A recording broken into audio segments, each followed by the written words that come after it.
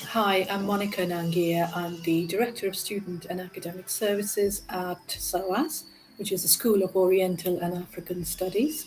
It's a University of London institute based in Bloomsbury in London. Student data normally comes in through various different sources. Students write to us directly if they feel confident in contacting a member of staff with their concerns, or they can report to us via report and support. In addition to that, we do get information from various other sources. For instance, a member of staff would want to inform us of the incidents that they may be aware of that the student may not feel comfortable reporting to us directly. We produce a summary of the data that we collect on a regular basis, which are reviewed for us to understand better on the trends as to what is impacting our student community. Data is very powerful in informing us how we plan not just the training program that we are running, but also the impact of the policy and its implementation on both staff and student communities. So the data will tell us what sort of concerns they have, what experiences they have, both on campus and off campus. Another interesting aspect of reviewing data is it informs us the impact of um, the, the policy and the cases on students from different communities. So we monitor data based on students' personal characteristics, their ethnicity, their age group, their sexuality, and so on. It gives us an idea of which communities, which areas are really getting impacted more than others, and where we need to redirect our resources. The LGBTQ community, for instance, requires additional support, as we have found. So we are working towards ensuring that our policies are really addressing their concerns as well. What we have found that when the consultation was ongoing regarding the sexual and gender-based violence policy before it was launched, there were a number of cases that were coming through to our attention that involved students from LGBTQ communities. And the campaign that some of the students from that group started during that time really enabled us to start focusing on those students and their concerns. They demanded an independent and a separate policy that would help us as an institution to directly support those students. So we are now directing our attention to ensure that if our policy, our SGBV policy, is not addressing their concerns, then we need to look at how we may need to bring a new policy to support students from that community, because their concerns, their needs, and their expectations are quite different. So we as an institution need to be at the forefront of addressing those. The next step we are now undertaking is looking at the sector-wide approach to policies supporting LGBTQ community.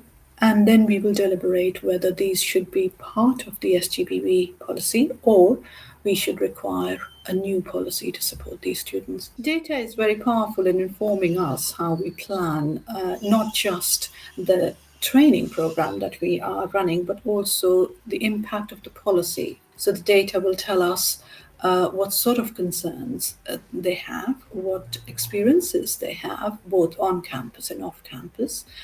Another interesting aspect of reviewing data is it informs us the impact of the policy and the cases on students from different communities. So we monitor data based on students' personal characteristics, their ethnicity, their age group, their sexuality, and so on. It gives us an idea of which communities, which areas are really getting impacted more than others, and where we need to redirect our resources. The LGBTQ community, for instance, requires additional support, as we have found. So we are working towards ensuring that our policies are really addressing their concerns as well.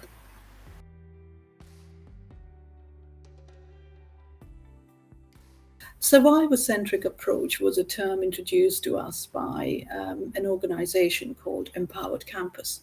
We're very fortunate to have that organization work with us right from the inception of the new sexual and gender-based violence policy. They worked with the student and staff community to understand and appreciate and also explain what survivor-centric approach meant. We ensure that all staff who are responsible for taking the disclosure are fundamentally ensuring that the survivor gets all the information and support at the very outset. And then we kick off the next stage of the policy, which means looking at the casework, conducting an investigation in a very sensitive manner, and keep maintaining confidentiality throughout the process.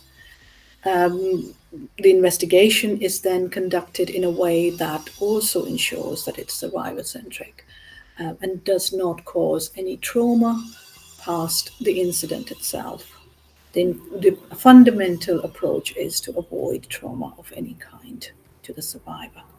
We felt that we needed to bring in an external organization that were experts in the field because it's such a sensitive issue, and we were well aware that within the institution we did not have the tools or the knowledge that's required to ensure that the policies and the training program is fit for purpose. Now, the organization has worked with a number of cases and a number of organizations in preparing them for how to deal with cases of this kind. It is really important that our students in particular do not experience trauma again. They lose out, especially on the number of years they are with us. They are not here with us for a long period of time, typically a year to 4 years. And it's really important that we deal with their issues there as soon as possible, but more importantly, in a sensitive way, so we're not causing them trauma later on in their life.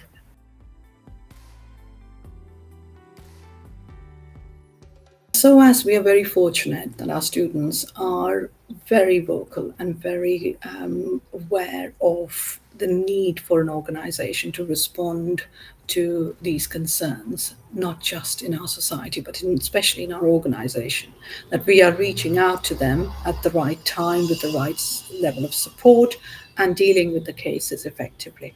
So, getting students involved came became a challenge for us only after the policy was launched. Before that, they were very much on board with the need for the policy. They campaigned quite proactively. They pushed the organization and worked very well with Empowered Campus during the consultation just ahead of the policy launch. Involving them now to come forward with their cases, with their reports, and with their disclosures is the challenge that any organization faces, and we do too. So for us, it's really important that we reach out to the student community, build that trust to ensure that they report to us both through the report and support tool and also directly if they wish to make a complaint to us. Some may just want to come to us informing of an incident that they may have heard as a bystander. I think that is critical for us, and that's where I see student involvement absolutely critical. Bystander intervention is absolutely crucial in the success of us addressing these issues. Our training program covers bystander intervention, it covers disclosure training, and it also covers investigation training. All of these are offered both to staff and to students. The students will be enrolling onto the training program come September, both new and continuing students going forward. We have a very comprehensive communications plan.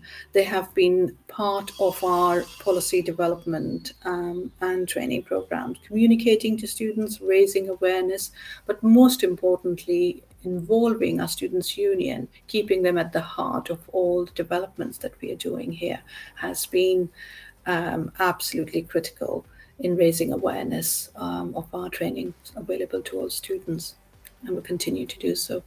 So, a communication plan essentially covers sending out emails, conducting roadshows, especially during the welcome season, which starts in September for new students, organizing consent workshops, ensuring that the mentors, peer support that we offer to our students through other students, they are well aware of the training available on campus for students. We do regular bulletins, newsletters, posters, all forms, and the information is always available on our website, which we signpost on a regular basis. Given the awareness of SGBV on campus in the university sector, especially this year, has really helped us a lot. So we didn't have to work as hard as we would normally have to in raising awareness to these issues. Students are very well versed, they're very well aware of what's happening and what's needed on campus. So when they arrive, both new students and returning students, they feel that having an opportunity to do a refresher or a training program at that time is quite helpful, it's quite useful. They're not yet engrossed in their program of study just yet. They are just starting up.